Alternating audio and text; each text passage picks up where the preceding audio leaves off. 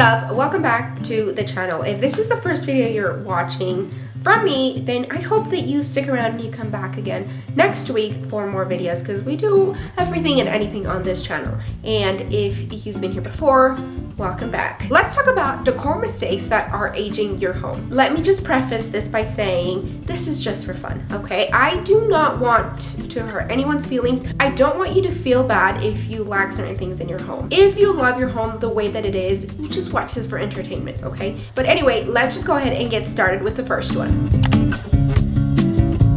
Alright, so the first mistake that could perhaps be aging your home, outdated door handles. We've all seen them. The renter-friendly door handles, we know them. We probably have them in our homes right now. No, God!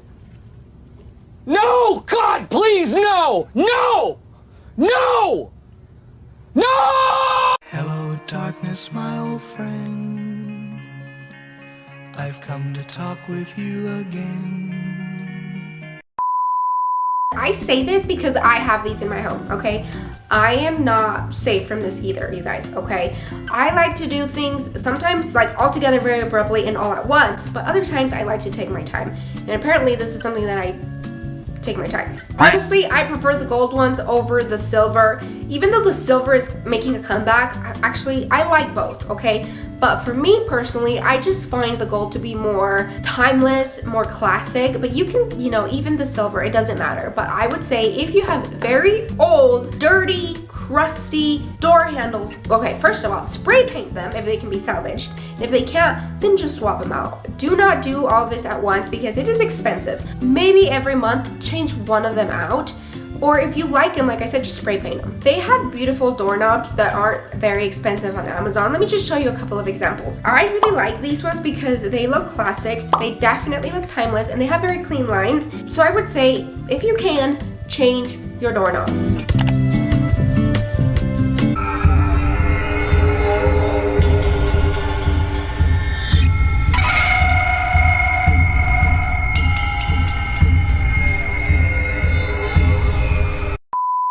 If you have really old outlet covers, switch plate covers that used to be white, but they're now yellow, they gotta go. They either gotta go outside and get spray painted, or they just need to go completely. This is one of the easiest fixes that can be made right now that probably won't cost you a lot of money. Personally, I like my outlet covers and my plate switches to blend in with the color of the wall. So if it's white, I want them white. If it's like a dark brown, then perhaps I paint them a dark brown and just leave the light switch the color that it is. But if you're like, I kind of want them to stand out, they have beautiful outlet covers on Amazon. I'm not sure if Walmart does, but Walmart carries everything, so I'm sure they have some, and definitely at Home Depot. And then you can also go antiquing, but those are gonna be at a higher price point. But if you're like, you know what, I kind of want to keep my outlet covers, keep them. If this is a style that I was going for, I definitely would do, okay? Because I'm a very artsy-fartsy kind of a person, so what I would do, I would actually either paint them in very intricate designs, cover them in wallpaper, or just do something fun. But if you're like, you know what, I'm not that person, then just spray paint them gold. I just think that there's something about gold. If they're spray painted in gold,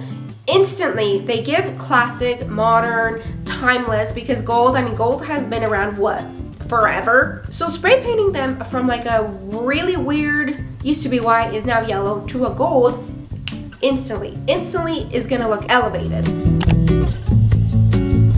Pushing all of your furniture up against the walls.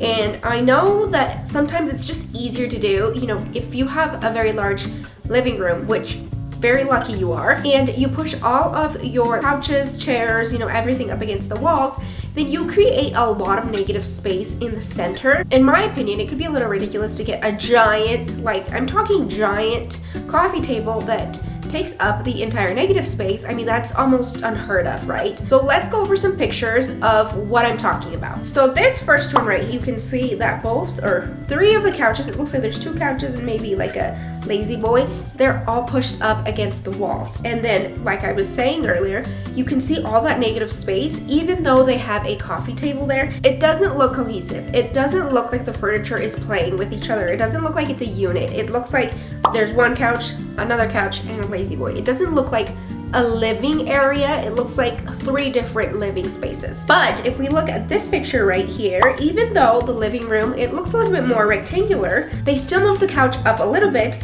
and they had some room in the back to put, I think it looks like a 6-unit IKEA thing. They sell these at Walmart too.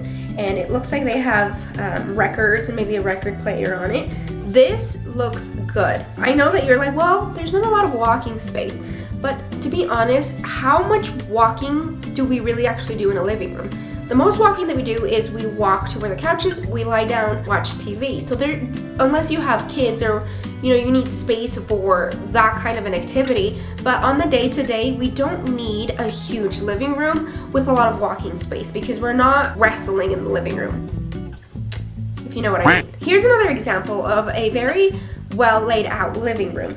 So the black coffee table, you can see it's large and it's in charge. It's honestly the focal point. The furniture is not pushed up against the wall. There is breathing room. There's room for you to walk behind the couch, around. So in a way, I think this creates a conversation area because as you're walking to and from, you can still communicate, converse with people, and you're not really in anyone's way like, oh, can you please scoot over? I'm trying to get up. If you're super lucky and you have a giant living room that you're like, I could fit 2 different living areas in this space, then what you can do, behind the couch, you can do a console table or just something that separates it. So if you have a living room and then immediately breaks into, I don't know, the dining room, the kitchen area, what have you, if you add some kind of separation, whether it be a media unit or just like a long entryway table behind the couch, you're instantly creating division. You're saying, this is where the living room starts and this is where the next room begins. The second thing that could perhaps be aging your home is ignoring negative space. Now, this is something that I actually struggled with because I used to fill every inch of the wall. Granted, this was in my college years, okay, so it was okay at the time. Kind of struggle with that still because if I have a wall that looks a little bit empty, there's something inside of me that's like, oh, just put something up. I want to put a clock, I want to put a mirror, a wall sconce. Sometimes it's so hard for me to just say, that wall is okay being empty. And if you too also struggle with just empty walls in your home, just think of it this way. Some negative space can be intentional. Not everything needs to occupy space. But there's a caveat. If you are a maximalist and you want every inch of your home to be covered either in wallpaper, decor, art, it doesn't matter what, great.